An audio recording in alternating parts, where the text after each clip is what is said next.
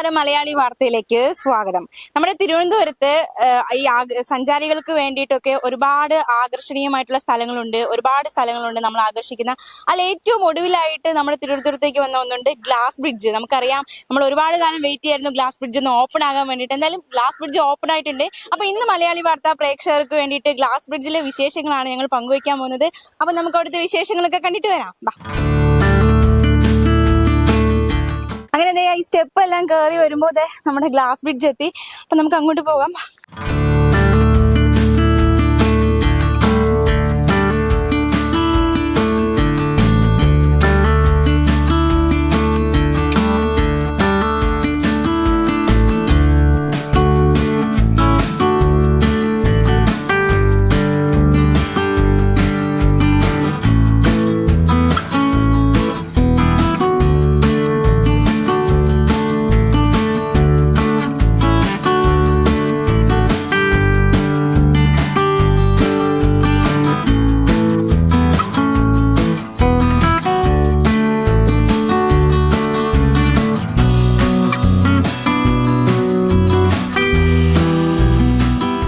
നമ്മുടെ നാട്ടിൽ ആദ്യമായിട്ടാണ് ഇങ്ങനെ ഗ്ലാസ് ബ്രിഡ്ജ് എന്ന് പറയുന്ന ഒരു സമ്പ്രദായം. അപ്പൊ എങ്ങനെയാണ് ഈ ഒരു ഐഡിയയിലേക്ക് എത്തിയത്? എങ്ങനെയായിരുന്നു?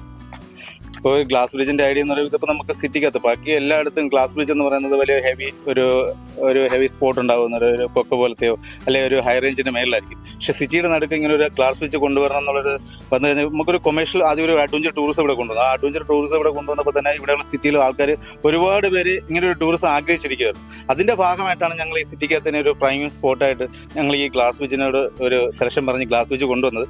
അത് നമ്മുടെ ഈ മലയാളി ജനങ്ങൾ ഒന്നടക്കം ഏറ്റെടുത്ത് ഒരുപാട് പേര് വരുന്നുണ്ട് ഈ പാർക്കിൽ ഇപ്പോൾ പുതുതായിട്ട്. അപ്പൊ ഇടയ്ക്ക് ഒന്ന് ഡിലേ ഒക്കെ വന്നിരുന്നല്ലോ, അത് ഡിലേ വരും. ഇപ്പൊ പാർക്കിൽ നമുക്ക് പറയാമല്ലോ, നമ്മൾ സിറ്റിക്കകത്ത് ഇങ്ങനെ ഒരു പ്രൈം സ്പോട്ടിൽ ഇങ്ങനെ ഒരു കൊണ്ടുവരുമ്പോൾ തന്നെ നല്ലത് പറയാനും ചീത്ത പറയാനും ഒക്കെ ആൾക്കാരുണ്ടാവും. അതിന്റെ ഭാഗമായിട്ടാണ് കുറച്ച് ഡിലേ ആയത്. പക്ഷെ അതെല്ലാം മറികടന്ന് നമ്മുടെ സർക്കാരും നമ്മളെ ജനങ്ങളുടെ DTPCയുടെ മാനേജറിന്റെ ഒരു നല്ലൊരു ഇടപെടൽ കൂടെ കാരണമായിട്ടാണ് നമുക്ക് വീണ്ടും ഇതൊരു പ്രൈം സ്പോട്ടായിട്ട് നമുക്ക് തുറക്കാനും ഇവിടെ സാധിച്ചത്. എങ്ങനെയാണ് ഇത് യാഥാർത്ഥ്യമായത്? കടമ്പകളുണ്ടായിരുന്നു? അതുണ്ട്, സ്വാഭാവികം, എന്തുണ്ടായാലും ഉണ്ടാവുമല്ലോ. ഇത് നമ്മളെ ഈ അഡ്വഞ്ചർ ടൂറിസം എന്ന് പറയുന്നത് ഇപ്പോൾ ഇടക്കാലത്തായിട്ടാണ് പോപ്പുലറായി വരുന്നത്, അല്ലേ? അപ്പോൾ എനിക്ക് തോന്നുന്നു കേരളത്തിൽ അഡ്വഞ്ചർ ടൂറിസം ഉള്ളത് മൂന്നാറും വയനാടുമാണ്.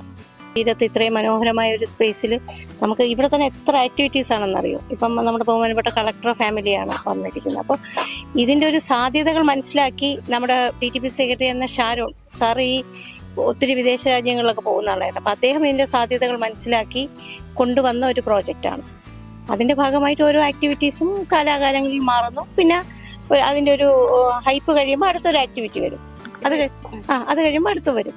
ഇപ്പൊ ഈ ഗ്ലാസ് ബ്രിഡ്ജ് കാണാൻ ആൾക്കാരുടെ തിരക്കുണ്ട്. എങ്ങനെയാണ്? ഭയങ്കര തിരക്കാണ്. ആൾക്കാർ എല്ലാ പ്രായക്കാരും വരുന്നുണ്ട്, എല്ലാ കൊച്ചുകുട്ടികൾ വരുന്നുണ്ട്, പ്രായമുള്ളവർ വരുന്നുണ്ട്. നമ്മളൊരു പാക്കേജ് ആയിട്ട് കൊടുക്കുന്നുണ്ട്. പുറത്തു നിന്നൊക്കെ ഒരുപാട് വരും. ശനി ഞായറൊക്കെ നല്ല തിരക്കാണ്. അല്ലാതെ സ്കൂൾ കുട്ടികളുടെ ഒരുപാട് പാക്കേജുകൾ വരുന്നുണ്ട്. ടിക്കറ്റ് നിരക്കൊക്കെ എങ്ങനെയാണ്? ടിക്കറ്റ് കൊച്ചു പിള്ളേർക്ക് നമ്മളിവിടെ കൊടുക്കുന്നത് 25, 150. അല്ല, എൻട്രി ഫീസ് ഗ്ലാസ് ബ്രിഡ്ജിലെ ടിക്കറ്റ് എന്ന് പറയുമ്പോൾ കുട്ടികൾക്ക് 150, അഡൽറ്റിന് 200 വരുന്നത്. വെളിയിൽ വരുന്നതിനേക്കാളും വളരെ റേറ്റ് കുറച്ചിട്ടാണ്. അതൊരു ഗവൺമെന്റ് സെക്ടറിനകത്ത് DTPCക്കകത്ത് ചെയ്യുന്നത് തന്നെ ഭയങ്കരമായിട്ട് ടിക്കറ്റ് കുറവിലാണ് കൊടുക്കുന്നത്. വെളിയിൽ എവിടെ പോയാലും 500-600 രൂപയാണ് ടിക്കറ്റ് ചാർജ്.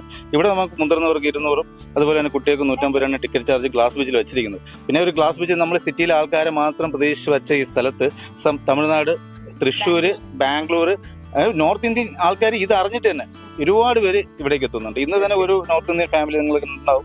അവർ ഭയങ്കര ഹാപ്പി ആയിട്ടാണ് ഈ ഗ്ലാസ് ബ്രിഡ്ജിൽ വന്ന്. അപ്പൊ അതൊക്കെ ഞങ്ങൾക്ക് കൂടുതൽ ഹാപ്പി തരുന്ന ഒരു കാര്യമാണ്. ഇതിന്റെ ഒരു വിജയം എന്ന് വേണമെങ്കിൽ അത് പറയാം. ഇതാണ് എൻട്രൻസ്. നമുക്ക് എൻട്രൻസ് കയറി പോകാം. എൻട്രൻസ് കയറി വരുമ്പോൾ നമ്മൾ കാത്തിരുന്ന, അല്ലെങ്കിൽ നമ്മളെ കാത്തിരിക്കുന്ന മനോഹരമായ കാഴ്ച, ഗ്ലാസ് ബ്രിഡ്ജിന്റെ ആ മനോഹരത, ആ ഒരു വിസ്മയം. നമുക്ക് ഓൾമോസ്റ്റ് ഒരു സിറ്റി മുഴുവൻ നമുക്ക് ഇവിടെ നിന്ന് കാണാൻ പറ്റുമെന്ന് തോന്നുന്നു. ഇവിടെ മുതൽ ആ വിസ്മയം തുടങ്ങുകയാണ്. കണ്ടോ?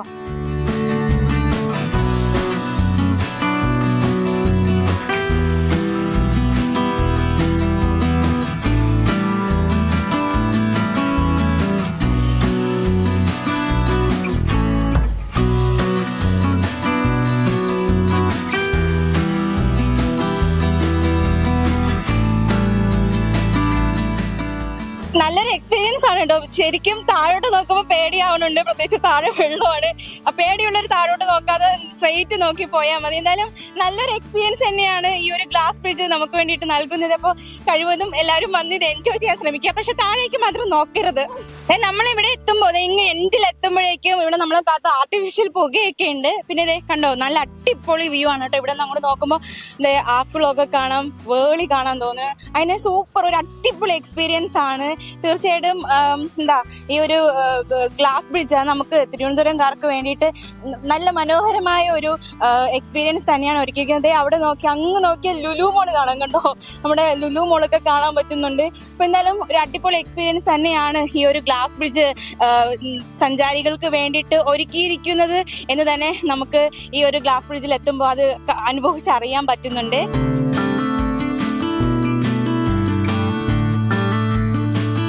അപ്പൊ എന്തായാലും നമ്മുടെ ആക്കുളം കണ്ണാടി പാലം നമുക്ക് വേണ്ടിയിട്ട് ഞാൻ കാണിച്ചു തന്നല്ലോ, എല്ലാ കാഴ്ചകളും കാണിച്ചു തന്നല്ലോ.